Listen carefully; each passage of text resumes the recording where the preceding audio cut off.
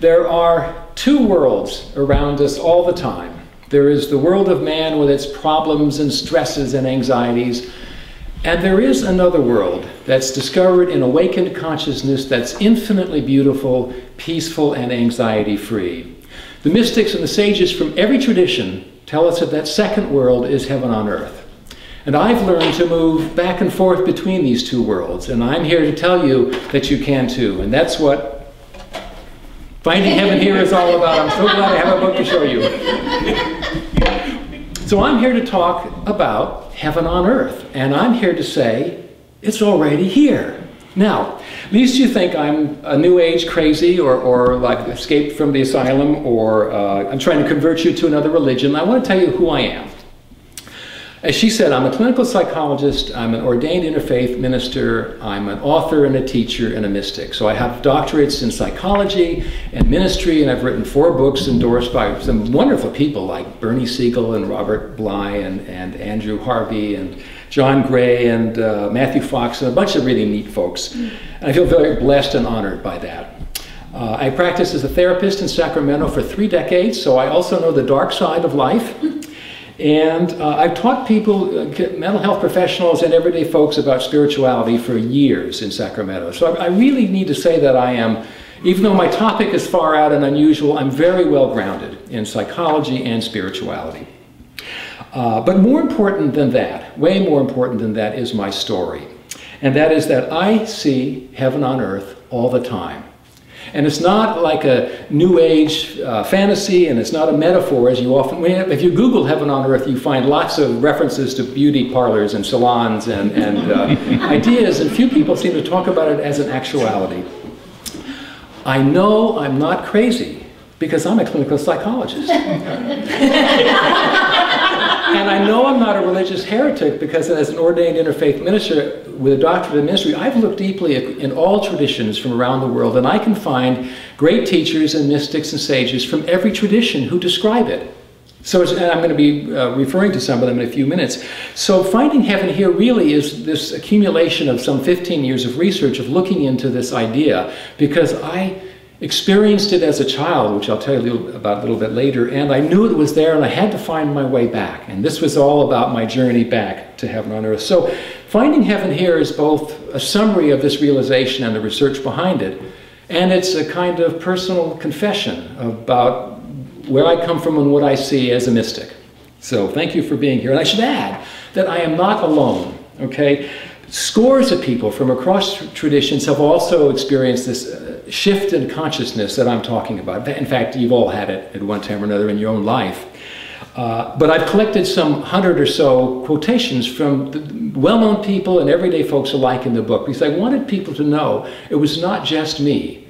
I was not just some strange character that blew in off the wind. This is a profound and universal mystical realization. So anyway, heaven on earth seems to be the best kept secret on the spiritual path.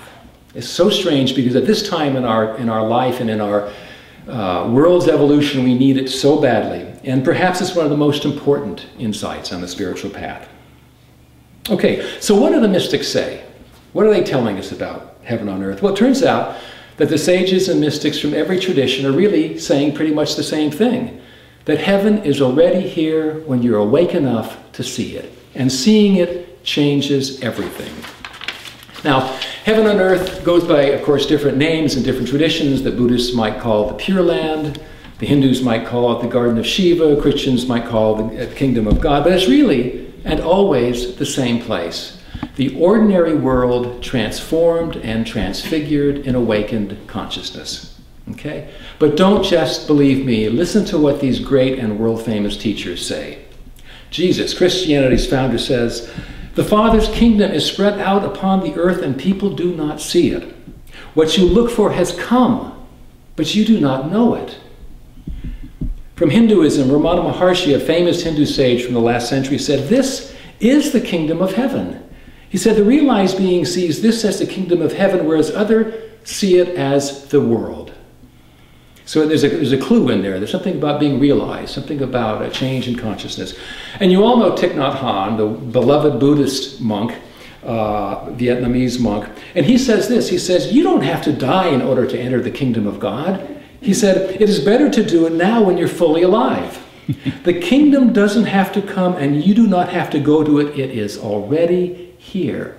And then he confides, there is not one day that I do not walk in the kingdom of God. That's Thich Nhat Hanh. So then, and from the Jewish perspective, in his book called Heaven on Earth, Rabbi Fattel Levine says the ultimate communion with God takes place here. In relating to God is found in the physical itself. He says, this world is not an antechamber. It is the palace itself. A lovely way to describe it. Al-Arabi, a great Muslim scholar and mystic from the 13th century, taught that the perfectly realized man witnesses the divine in the heaven of this earth. And the Sufi poet Ferdowsi, the Sufis are the mystical branch of Islam, says, if on earth there be a paradise of bliss, it is this. It is this. It is this. Li Po, a Chinese Taoist poet, so now we go to the Eastern tradition, say, if you were to ask me why I dwell among green mountains, I should laugh silently. My soul is serene. He says, there is another heaven and earth beyond the world of men. So there's something, a hint in that one too, about how we have to leave something of this frenzied culture in order to find that state of consciousness that reveals the divine world. And then lastly, our own native chief Seattle describes it this way. He says, every part of this earth is sacred to my people. Every hillside, every valley, every clearing and wood is holy in the memory and experience of my people. So he's talking about, again, a first-hand experience of the world as a divine and sacred place. So I collected, for about 15 years, I'd go into used bookstores and I'd wander around the internet and look everywhere. I've collected these kinds of sayings from around the world from folks like Yogananda, Ernest Holmes, Eckhart Tolle, Edgar Cayce, David Steindl-Rast, Rumi, Aldous Huxley, Robert Johnson, Matthew Fox, Meister Eckhart, Joseph Campbell, Joel Goldsmith, and about 90 other people. It is really the best kept secret on the spiritual path. But so then the next question that arises is this. So how do we make sense out of these people's astonishing claims? I mean, what are they really talking about? A new heaven, Eckhart Tolle tells us, is the emergence of a transformed state of human consciousness. So that's a really important clue. What is this consciousness that will begin to reveal heaven on earth to us? Over 100 years ago, Richard Buck, the author of Cosmic Consciousness, you may be aware of that, it was a classic book on mysticism, said that the person experiencing cosmic consciousness is lifted out of his old self and lives rather in heaven than upon the old earth. Or more correctly, the old earth becomes heaven. So there's a transformation of the place we're standing in the moment. And Joel Goldsmith, a New Age writer, says, heaven and earth are not two places. Heaven and earth are one and the same. Earth is our mortal concept of heaven, and heaven is our real awareness of earth. In other words, heaven is earth correctly understood. I want to underline the idea that the concept of heaven becomes a filter that we use and then we can't see it.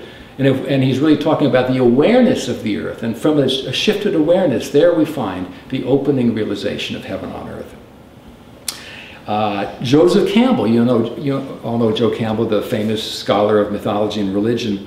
He sums it up eloquently. He says, this is it. He said, this is Eden.